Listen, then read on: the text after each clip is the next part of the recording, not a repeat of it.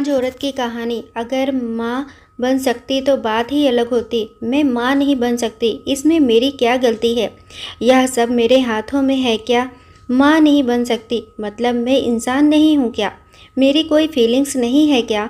Minute minute में मेरा अपमान करने वाले, मेरा जीना मुश्किल करने वाले लोगों के साथ मैं ज़िंदगी कैसे बिताऊँ? वह जो कहेंगे वह सुनना। रानी और माँ की यह सब बातें चालू थी।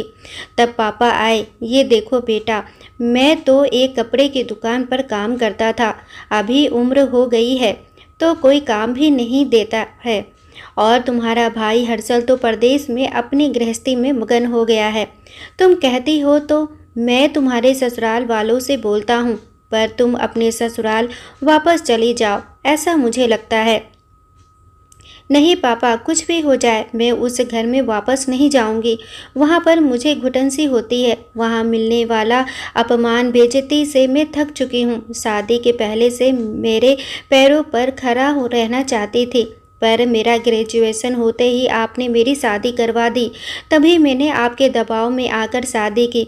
पर अभी जब मुझे आपके सहारे की ज़रूरत है तो आप पीछे हट रहे हो। शादी के बाद लड़की ससुराल में ही शोभा बढ़ाती है। मायके में 4 दिन ही रहना अच्छा लगता है रानी। लोग क्या बोलेंगे? शादी मतलब कोई खेल नहीं है बेटा। पापा गुस्से में ही बोल रहे थे। उस घर वापस जाना अब मुमकिन नहीं है पापा। मैं आने के पहले से ही डिवोर्स पेपर पर सिग्नेचर करके आई थी, क्योंकि उन लोगों को सिर्फ मुझसे बच्चा चाहिए था जो मैं उन्हें नहीं दे सकती। अरे इतना बड़ा निर्णय लेने से पहले हमें एक बार पूछना तो चाहिए था ना। जन्मदाता हैं हम तुम्हारे। पापा शादी होने के बाद मैं आपको बताती थी और माँ को भी कि कैसे छल होता है मेरे साथ। वहाँ पर 2 साल में कभी मुझे मेरे मन मुताबिक रहने नहीं दिया। जब मेरी रिपोर्ट आई और समझा कि मैं कभी माँ नहीं बन सकती, तो वैसे ही इन लोगों ने मुझे अपने असली रंग चालू कर दिया।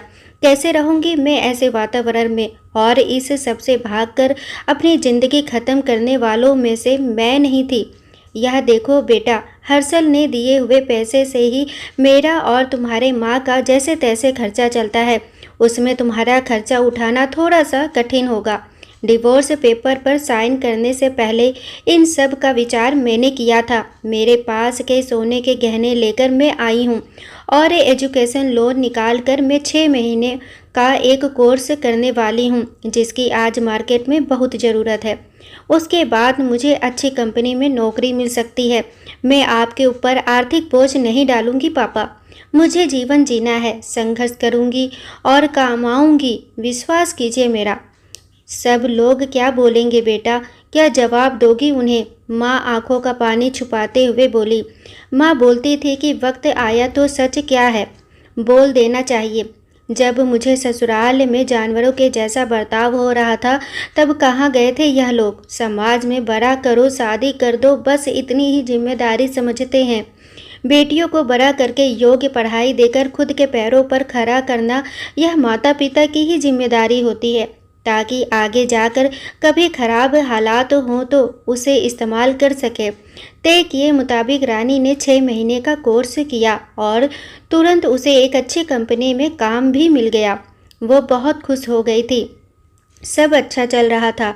बीच में छुट्टी लेकर माता पिता को नज़दीक रहने वाले पर्यटन जगह पर घुमाने लेकर जाती थी। माता पिता बीच में ही दूसरी शादी की बात छेड़ देते थे। कई बार तो लड़कों को देखने के लिए भी बुलाया करते थे। एक लड़का तो डिवोर्स हुआ था तभी उसे स्वीकारने के लिए तैयार था, पर पहली शादी ने ही इतने दुख दिए थे कि दूसरी शादी के लिए उसका मन तैयार नहीं था। ऐसा कितने दिनों तक अकेली रहोगी? जब तक हम दोनों हैं तब तक ठीक है, पर हमारे जाने के बाद तुम्हारा क्या होगा? सोचा है क्या कभी? उम्र भी कितनी छोटी है तुम्हारी अभी। ऐसा उसके पापा उसे समझा रहे थे। माँ पापा, आप दोनों मेरी शादी का विचार करना बंद कर दीजिए। आप दोनों को खुश देखकर मैं खुश होती हूँ। मेरे दोस्त सहेलियाँ हैं ना मेरे साथ, क्यों करनी है दूसरी शादी भला? इतना आसान नहीं है बेटा। एक उम्र के बाद अकेलापन खाने के लिए दौड़ता है। माँ बोली। सच हुआ उनका ऐसा बोलना। आगे 2 साल में पहले माँ और 6 महीने में ही पापा का निधन हो गया। रानी अब अकेली हो गई।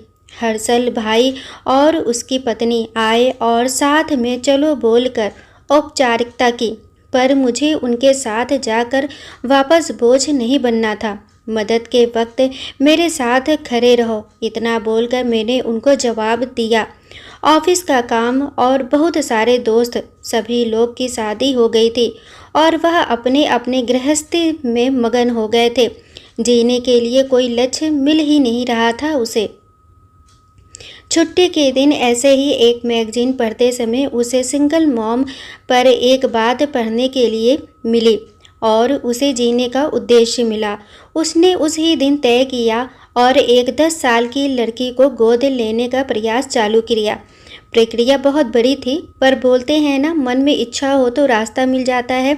वैसे वह प्रक्रिया पूरी हो गई और आज वही दिन था कि वह उस लड़की को लेने के लिए अनाथ आश्रम जाने वाली थी। उस लड़की को घर लाकर वह माँ नहीं बन सकती, इस सोच पर और उस पर होने वाले सभी आरोपों को मिटा देना चाहती थी। तभी उसने निश्चय किया कि लड़की को बहुत पढ़ाऊंगी, खुद के पैरों पर खड़ा करूंगी और फिर शादी करवाऊंगी।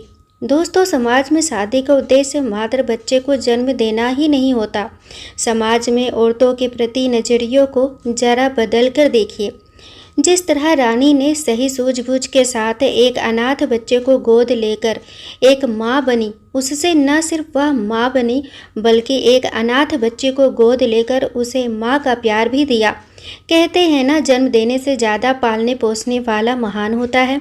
दोस्तों, आशा करती हूँ कि आप लोगों को यह कहानी ज़रूर पसंद आई होगी। कहानी पसंद आई हो तो प्लीज़ चैनल को लाइक, शेयर एंड सब्सक्राइब करें। Thanks for watching.